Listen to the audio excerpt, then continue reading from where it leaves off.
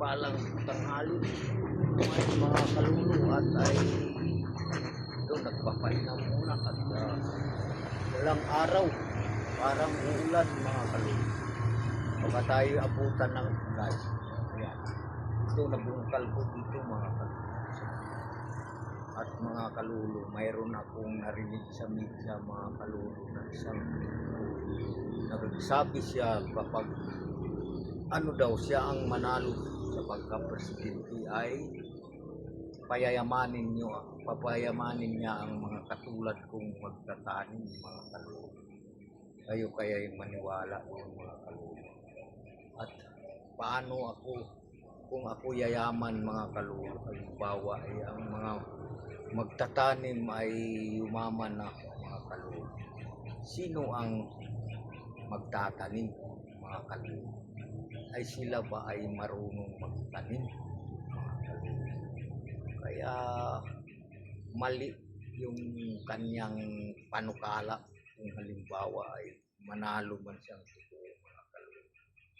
At ay hindi ako agree doon mga kalulu.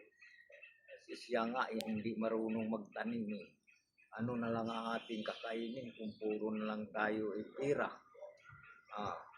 Mayaman na ako, hindi na ako magtatanim. Kasi ganito, hindi na ako magtanim ng kamuting ito.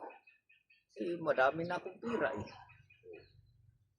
Ano, agree kayo doon. Napayayaman. Mga mahirap daw. Malabo sa sabaw ng pusit yan mga kalulu. Kaya huwag natin patulan yung mga salitang ganyan mga kalulu. Taong walang isip lang dapat niya sabi yun. Kaya nandito na lang mga kalulu at tayo uuwi na sa ating bahay mga kalulu. Ayan ang nabungkal ko mga kalulu. Ayan dito, ayan. Yang kapiraso na lang doon mga kalulu. Ito ang tanim kong una mga kalulu, ang kamuti. Buhay na siya mga kalulu. Ayan o. Ayan. Ayan mga kalulu. Kaya huwag tayo magpaniwala dyan sa mga politikong yan. Puro lang pambubula yung mga ginagawa niyan mga kalulu. Bagay ako ay nakinig lang at ay sa aking napakinggan ay talagang mali mga kalulu. Kaya hanggang dito na lang mga kalulu at ay uwi na tayo at tanghali na, uulan pa mga kalulu. Ang dilim, daming ulap. Ayan.